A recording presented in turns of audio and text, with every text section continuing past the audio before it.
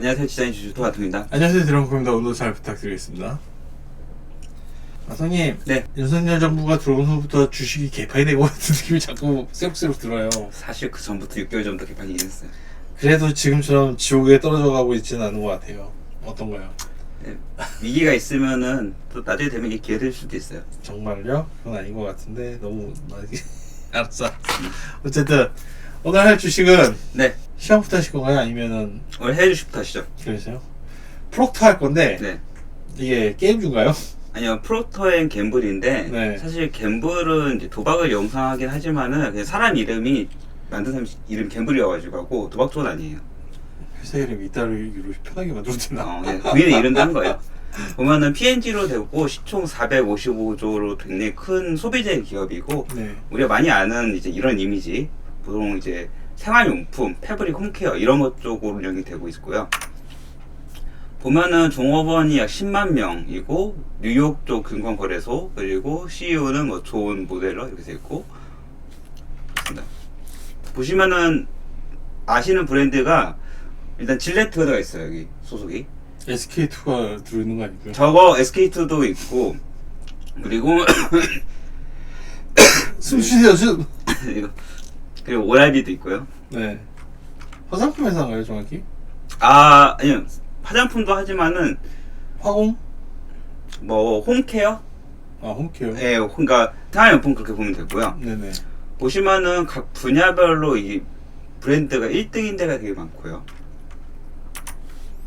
그리고 헬스케어도 있고 뷰티도 있어요. 아까 말씀하신 대로 이렇게 있고 생필품 전문이고 보시면은 이제 미국이 그래도 매출 비중이 거의 한 40% 정도는 하고 있고 나머지는 이제 해외 쪽이고 보시면은 뷰티케어, 남성, 그루밍, 헬스케어, 섬유, 아기, 여성가족, 케어용품 이렇게 되어 있습니다.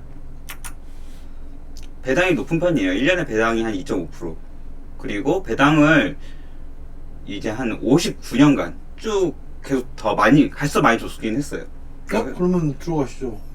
사실 이게 장기 투자로 많이들 들어가는 편이에요. 무난해서. 있어요? 저요? P&G는 없어요. 장기 투자로 가져간대. 장기 투자 하자. 근데 여기가 좀 애매한 게 재무적 비율을 보면은 네. 퍼가 한 20대거든요. 그래가지고 딱 고만고만해요. 기대 수익률이 한 3에서 4%? 좀 나쁘지 않은 거 아니잖아. 요새 시대도 나쁘지 않은데 옛날처럼 이제 고성장할 때 그러니까 연속 뭐라고 하면 성장주 뭐 바이오나 2차전지나 이런 기술주가 득세하던 시대에는 이게 상대적으로 인기가 조금 적긴 했어요. 그럼 앞으로 3년. 앞으로 3년? 무난해요. 아니, 그게 3년 봤을 때. 3년 봤을 때요? 3년 봤을 때 이 주식을 배당 생각하고 간다면 한... 그냥 나쁘지 않다? 그 정도. 그럼 다른 주식을 배당 생각한다고 갔으면 요새는 주식하기 좀 어렵죠. 그죠? 네. 그럼 괜찮은 거네요. 그러면 괜찮아요. 네. 네. 다음 차트는 별로 안 좋아요. 좀 뒤에 보겠지만은 차트는 올릴 수 있죠. 보시면은 주당 순이익이 분기별로 봤을 때 이제 한 1달러 그냥 꾸준하다고 그냥 보면 돼요. 매출액도 그러니까 이제 빌리언이니까 약 20빌리언이면은 이제 빌리언이 10억 달러잖아요. 그러면은 분기당 한 20조 정도 매출을 한다. 그렇게 보면 되고요. 그 배당도 그냥 분기 배당을 여기 하는 회사이거든요. 꾸준하게 하고 한 100을 벌면은 6, 70을 배당한다 보면 돼요. 배당성이 높은 편이에요, 여기는. 괜찮네요. 네. 보시면은 매출액도 꾸준히 오르고 있고 영업이익은 사실 이제 원자재값이 있다 보니까 급등락은 있지만 일단 탄탄한 매출액이 좀 괜찮고요. 네. 그리고 회사도 부채 비율도 그렇게 높은 편은 아니고 유지하고 그냥 무난한 회사가 그래도. 그리고 경쟁사 보면은 뭐 유니레버, 킴벌리, 에스티로도 다 이제 쟁쟁한 경쟁사인데 역시 프로세너 앤 갬블이 커요. 큰 회사고 영업이익률도 23%면 굉장히 제조업치고는 높은 편이고요. 네네, 괜찮죠. 네.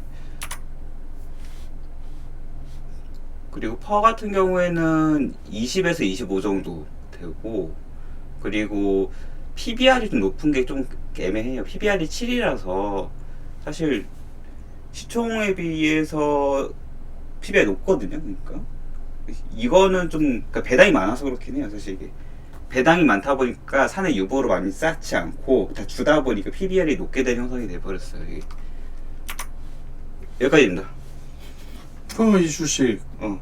어쨌든 시총이 되게 높잖아요. 당분간 회사 말아먹을 일은 없겠네. 말아먹을 일이요? 네. 아 그렇긴 한데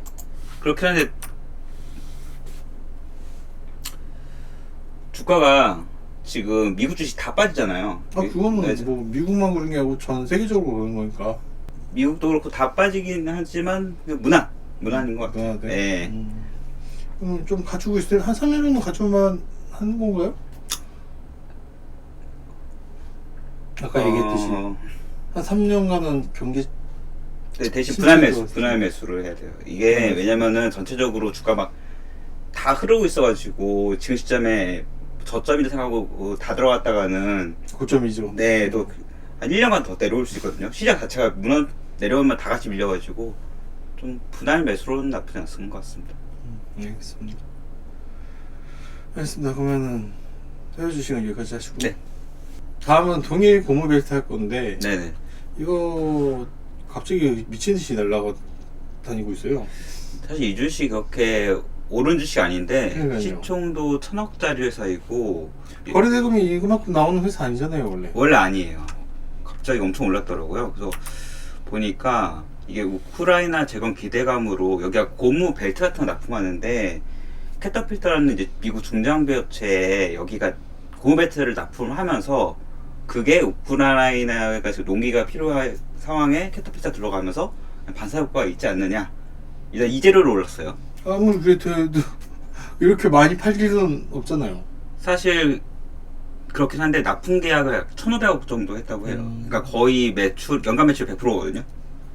그 기사로 올랐는데 사실 개인적으로는 이게 회사가 연간 보면은 매출액이 2,700억 그리고 요새 원자재 가격이 나와서 작년 같은 경우에는 영업이 잘 안 났고 원래는 한 100억 좀 언더로 영업이익이 나요. 그래서 회사가 한 800억에서 1,000억이 원래 맞긴 하거든요. 근데 한 번에 이렇게 30%씩 오르는 건 거의 적고 일단은 뭐 재료 자체는 뭐 괜찮아요. 뭐 매출 공급이 일어났으니까 실제로 이건 괜찮긴 하는데 근데 이게 끝일 수 있는 거 아닌가요? 그럴 수 있어요. 그리고 자세히 보면은 특징주 해가지고 저 기사가 7월이 아니에요. 지금 5월이잖아요. 그렇죠. 사실은 이렇게 중장비업체 공급하는 건 이미 정해져 있던 거고 제 개인적인 생각은 이 시총이 짧다 보니까 약간 어둠의 작전 세력이 좀 매수를 좀 하고 기사를 띄운 게 아니냐 약간 그런 게 있어요. 왜냐면은 보시면 이런 카페들에서 이렇게 분석이 쓸데없이 많이 올라오는 거 있거든요. 물론 올라서 그러기도 하지만 좋은 영상 아니에요. 그래서 왜냐면 이렇게 이런 거 같은 경우에는 상한가 하고 한 번 더 오른 상태에서 이제 장대응봉으로 사람들이 막 던져가지고 근데 어느 때 던지기 제일 좋으냐면은 아침에 VI가 시가 대비 10% 올 때 걸리거든요. 그때 이제 매수세가 몰려요. 특히 이제 다른 거 매수할 게 없으면 오르는 애들 사람들이 아침에 막 직장인들이 막 보고 막 매수하고 다 달라붙기 때문에 그때 지금 깔짝 올랐다 떨어지죠? 네 맞아요. 그때 좀 위험해요. 그러니까 장 시작하고 30분 이내 VI 걸렸을 때 자선 세력들이 물량을 던지기 제일 좋은 시기. 그리고 우리는 물량을 받고 죽어가던 시기. 받고 이게 흘러내려서 이거 사람들 쭉 밀리잖아요. 네. 좀 밀리면 가만히 놔두면은 쭉 밀렸을 때 그래도 한 번 더 털어야 되니까 세력이 다시 한 번 더 들어와 주거든요. 근데 문제는 안 들어오면 저희는 그대로 가는 시기죠. 아니 그대로 가면 차이 당인데 들어와서 또 올려요. 그래서 VI 근처에 또 만들어. 그거 어떻게 되면은 또 사요 사람들이. 2번 사시나요? 그런 경우가 많아요. 아니 본인 얘기합니다. 저도 그럴 때 많아요. 그래가지고 이제 진짜 가는 거다. 물량 더 모으고 물타기 하고. 근데 그런 매수세를 유도를 한 다음에 더 털기 때문에 특히 이런 소형 시가총이 낮은 거 그리고 이미 재료가 공개됐는데 재탕하는 거 상당히 위험한 주식이라고 볼 수 있어요. 이게 단타의 폐해죠. 폐해요. 예. 이게 주가의 가치와 떠나서 요새 기술적으로 요새 그렇게 너무 헤쳐먹는 사람이 너무 많아요. 하실 수 있나요? 네? 본인은 하실 수 있나요? 그렇게요? 돈만 이거는 있다면. 돈만 있다면 돈만 있다면. 그렇게 돈이 없어봐가지고 이렇게 할 영역이 안 돼요. 굳이 그렇게 할 필요도 없고. 네. 보시면은 농업 기계용 벨트도 하고 원래 산업용 자동차용 특수용 뭐 다 하고요. 다 이런 식으로 만들고 그리고 기사 보면은 회사가 좀 바이오 쪽 인터메딕스라는 데도 얼마 전에 107억에 인수해서 사실 뭐 좋은 형상은 아니에요. 그래서 자본이 없을 테니까. 네, 이거를 본업에 좀 집중하기보다는 사업 다각화를 위해서 했다고 하지만 제가 사실 자세히 안 쳐봤지만은 이런 회사에 투자하면은 돈이 많이 들어요. 바이오 회사는. 아무튼 그렇고 재무제표 보면은 그냥 무난해요. 자산 3천억, 부채 1,000억, 그리고 전년 대비해서 그렇게 나쁘지 않고 단기 순이익만 봤어도 한 60억에서 70억 그냥 이 정도 된다. 그렇게 되고요.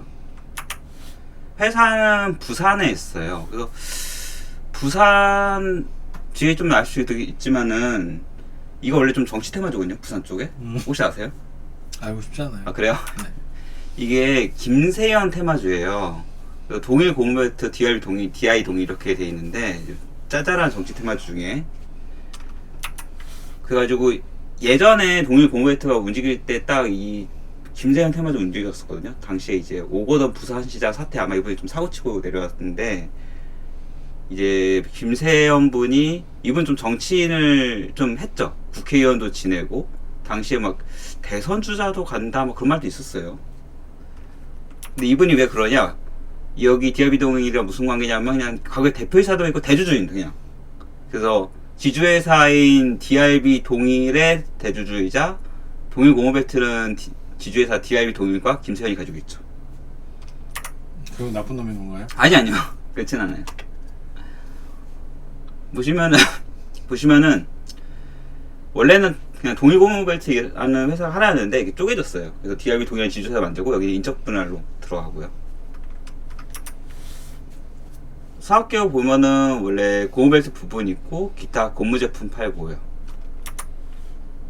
보시면은 V벨트, 컨베벨트가 한 1,400억, 의료용 기기, 크롤러 이런 거 1,300억 정도 되네요. 제가 이쪽 그러니까 동일 고무벨트를 별로 관심을 잘 안 가졌던 게 뭐냐면은 문제가 고무를 떼다가 결국에는 만드는 건데 원자재 값이 사실 요새 최근에 급등을 해가지고 이익이 내기 쉽지 않다고 봤어요. 보시면은 이제 면사랑 천연고무, 합성고무 쪽이 계속 가격대가 꽤 올라서 막 20-30% 오르잖아요. 2% 3%도 아니고. 그럼 가격 전가할 수 있는 거 아닌가? 못했죠. 못해가지고 100억씩 나다가 영업이 9억까지 떨어졌잖아요. 이게 본인들이 이제 우리도 힘드니까 올려줘요라고 하려고 하면은 매출처가 다각화되고 이제 뭔가 파워가 있어야 되는데 그렇지는 못하나 봐요. 거래처들도 다 주는 소리 하겠죠. 그렇죠. 보시면은 이제 어쨌든 뭐 생산 능력은 저 정도 되고 설비는 거의 부산 쪽에 있는데 부산 쪽 부동산이 등락으로 인해서 주가 움직이고 그런 경우는 거의 없어요. 그리고 매출 무난하고 판매 조직은 한 영업 인력 한 40명, 50명 되네요. 그리고 김세현 분 잠깐 볼 건데 이거는 역사는 좀 있어요. 김세현 의원이 재산이 1,600억 정도 됩니다. 2018년 기준으로. 그래서 엄청 돈이 많은 편이고 회사를 보면은 2012년 이제 동일 고무 같은 회사가 이제 막 지주 사랑해가지고 동일 고무에 쪼개지고 DRB 동일도 만들어지고 이렇게 했고 회사의 역사를 좀 따라가다 보면은 1945년 동일 화학공업소에서 출발하고 면 테이프와 고무 등을 만들다가 1947년 전동벨트, 1951년 컨베이어 벨트를 굉장히 오래됐어요. 그리고 1972년 고촌 장학회 전신이 동일 장학회를 설립했고 유가증권 1976년 상장 진짜 오래됐네요 사실. 그리고 회사는 뭐 5개 국내 5개 해외 10개 있고 김세현 분 잠깐 볼게요. 보시면은 동래초등학교 서울대 국제경제학과 졸업했습니다. 그래서 대표이사도 하고 장학회 이사, 국회의원 뭐 엄청 많아요. 일단 너무 많이 준비해 주는 거 아니에요? 네? 너무 쓸데없이 많이 준비한 거 아니에요? 이게 마지막이에요. 정치인들에 준비한 거예요? 아니 이게 낮에 정치 테마도 있으니까 기본적으로 한나라당, 새누리당 소속입니다. 슬프다. 네. 그리고 나중에 무슨 통합당인가로 나왔다는데 그쪽도 비슷한 거 같아요. 그리고 아버지는 부친은 부산 금정구에서 5선 국회의원을 했고요. 네. 그리고 장인은 한승수 전 국무총리입니다. 여기까지예요. 아, 쓸데없다. 어쨌든 정치 테마주로 나중에 올릴 수도 있어요. 못 나올 것 같아요. 그런가? 옛날 버전으로 얘기해서 관상이 좀 아 그래요? 사실 몇 셨다. 왕이 될 상이 아닌 것 같은데요. 아 어쨌든 나오면은 주가는 움직이니까. 안 나올 것 같은데. 아 회사는 좀 위험하다. 그러니까 네. 위험하다보다는 아니 그러니까 회사는 그러니까 무난한데 주가 위치가 지금 30% 오른 게 너무 작전 세력이 딱 노림수가 강한 주식이라서 개미가 지금 진짜 접근하는 건 진짜 위험하다. 그럼 마통님은 접근할 수 있겠네. 저요? 네. 네 접근하려면은 저도 한 달 전에 들어갔어야 되죠. 아니 본인은 원래 작전 시작했을 때 들어가잖아요. 한참 뛰어 올렸을 때. 내가 그때 왜 들어가?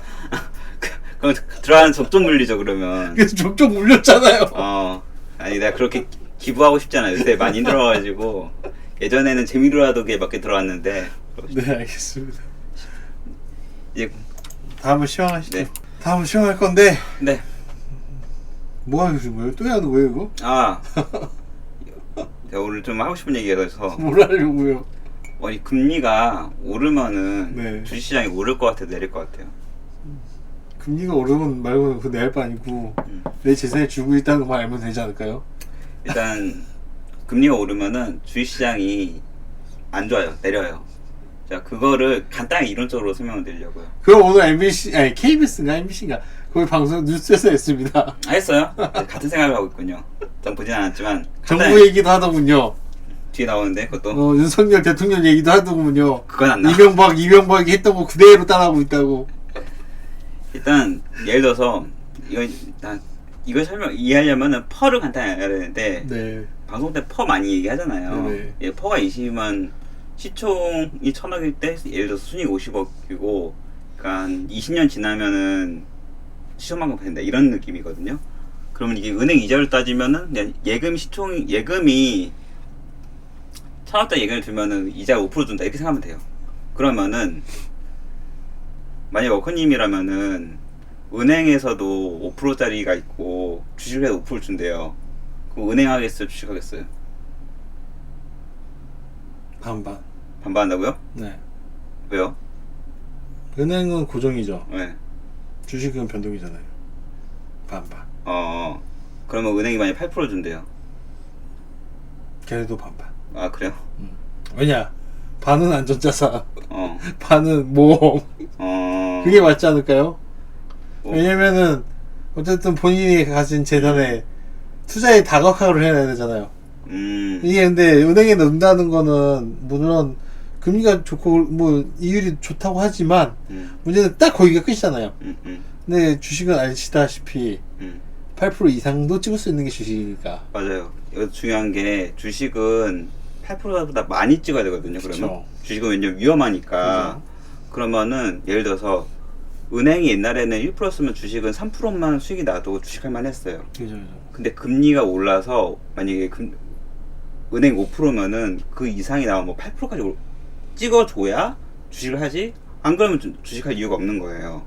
그러면은 퍼 개념으로 했을 때 옛날에는 50원만 벌었어도 주식을 할 만했는데 지금은 한 80억은 벌어야 주식할 이유가 생기는 거죠.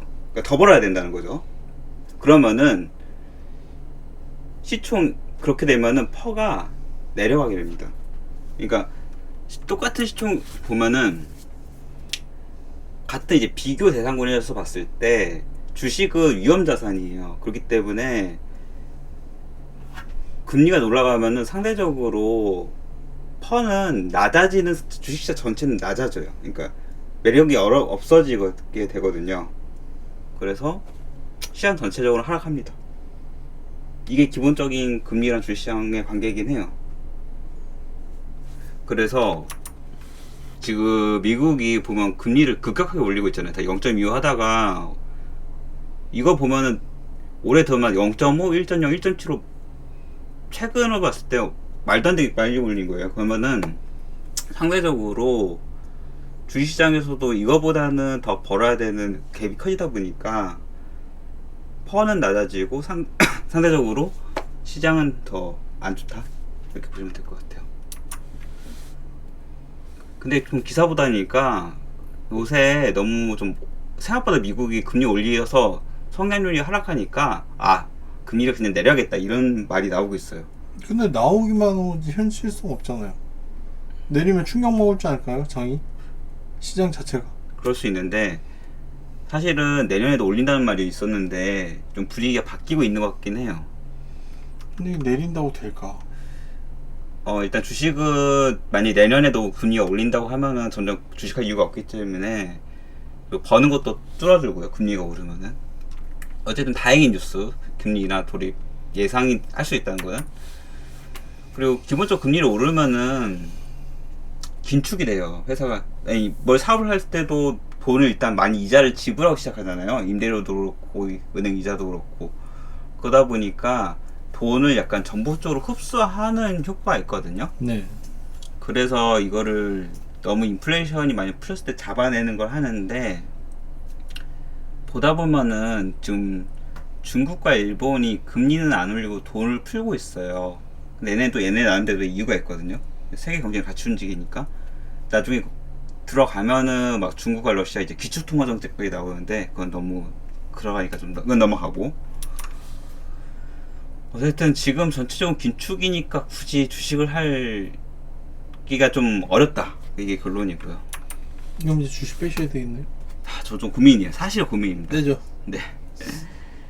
이 금리가 이게 상승하는 거는 예전에 이제 음모론 쪽에서 많이 나오는 일루미네이터 해가지고 이제 그림자 정부라고 해서 이제 어둠의 세력이 일반 국민의 돈을 다 흡수한다. 보면 이제 맨 마지막에 그림자 정부 경제편 후기라고 해가지고 약간 고금리 정책과 저성장에 대해서 좀 나와 있는 내용이 있거든요. 나중에 관심 한번 보면 재밌어요. 차라리 저기 나오지. 뭐요? 외계인이 우리를 지배하고 있다. 외계인이 우리를 지배하고. 외계인 우리를 지배하고 있다? 뭐 그럴 수도 있죠. 나중에 알고 보니까 됐다더라.